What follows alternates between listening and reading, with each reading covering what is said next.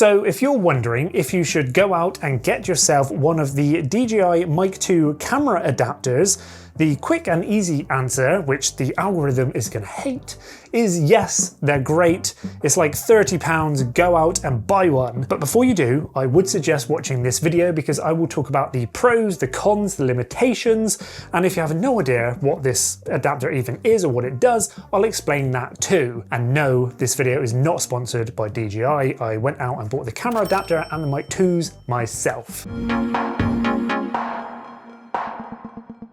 So this small adapter by DJI is specifically designed to attach your wireless DJI Mic 2's receiver directly into the multi-interface shoe on your Sony camera.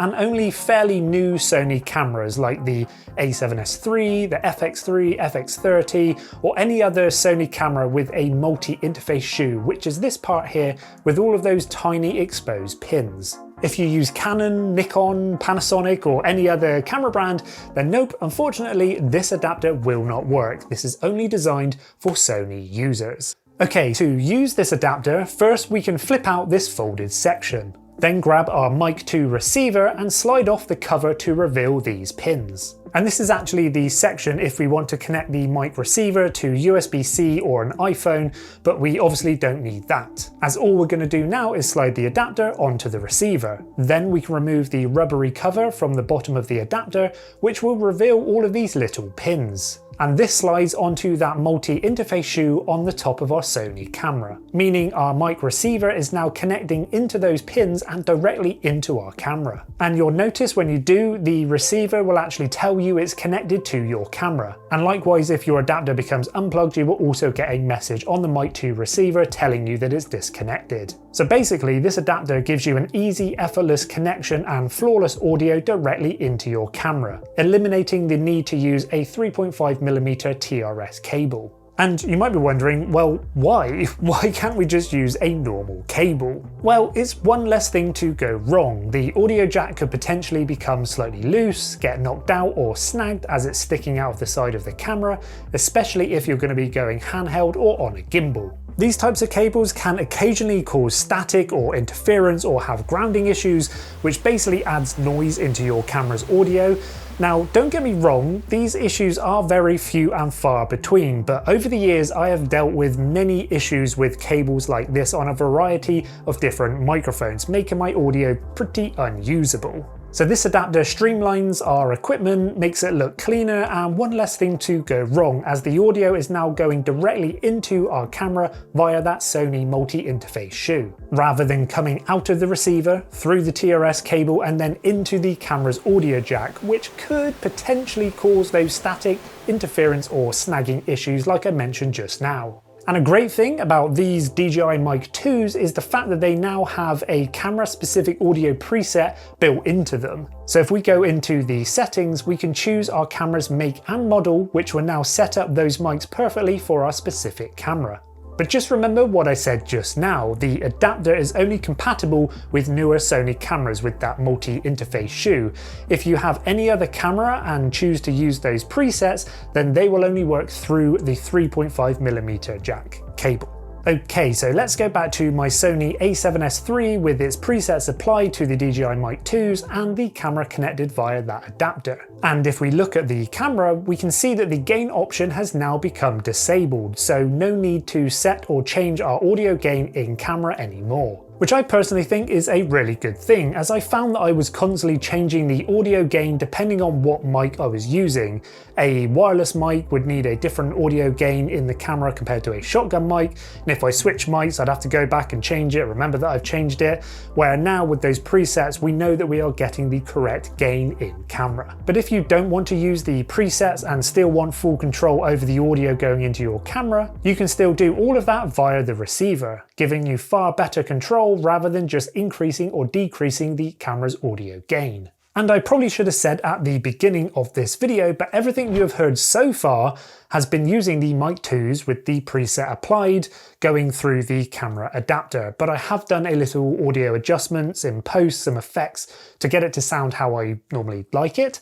Now I am no audiophile and I only do the kind of very basic adjustments, but what you're hearing now is the raw audio via the mic going through the adapter with no sound effects or anything, and it probably sounds a little bit flat because there's no effects added.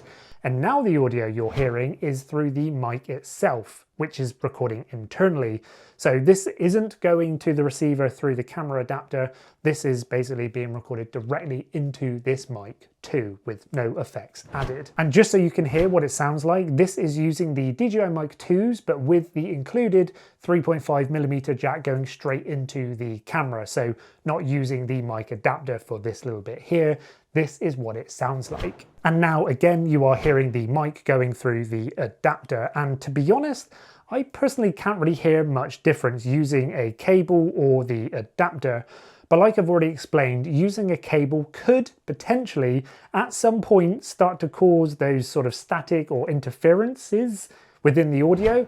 And being a solo creator, I'm not constantly monitoring the audio whilst I'm recording it, for instance now, and I'll only know if the audio has static or anything wrong with it once I start to edit, which would be really, really frustrating. So this adapter helps to take that stress away and one less thing for me to worry about whilst I'm recording. But this adapter is not perfect. There is some cons and flaws and limitations as well. Using this adapter means we don't have to remember that cable, but annoyingly this adapter does not fit into the charging case. But there is a small section in the mic bag that this adapter fits into perfectly. When using the adapter, we now have this small protective cover that we need to keep safe. I usually just pop it into the case whilst I'm using the receiver, and then when I pop the receiver back into the case, I then remember to put the cover back on, rather than storing it in the bag where I might not see it and forget to put it back on. And we kind of need to, because we need to protect those really small fragile pins. If you have the original DJI Mic 1, then unfortunately this adapter won't work with them,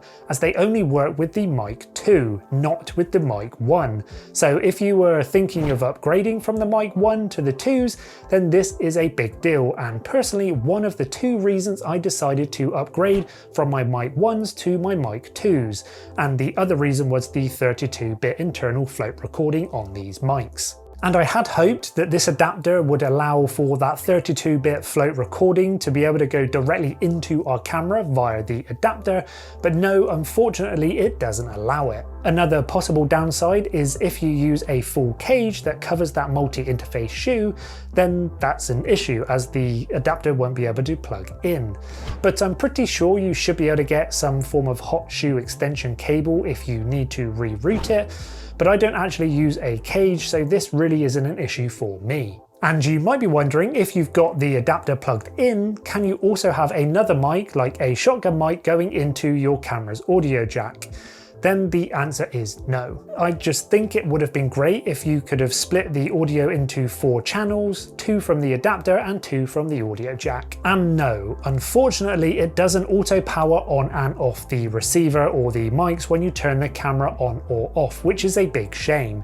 And I'm not sure if this is a Sony thing or a DJI thing, but it could potentially come in a future software update, but I very much doubt it. But if you look closely, we can see that the camera does charge that receiver. Also, another slight annoyance is that the adapter means that the receiver can only face the back of the camera. So if you're filming yourself, then usually I would have spun the receiver around to be able to keep my eye on the audio levels, which we can't do using the adapter. Yes, we can still flip out the screen and check the levels on the camera.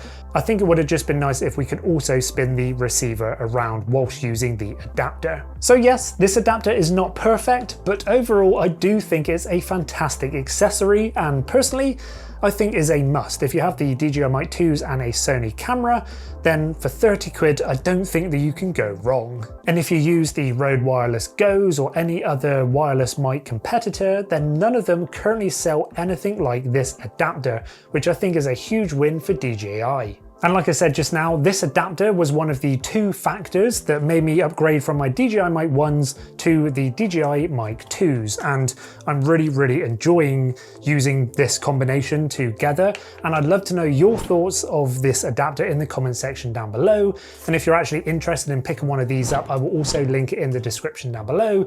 If you found this video interesting or informative, or both, give it a like and a subscribe if you want to see more, and until next time, keep on creating.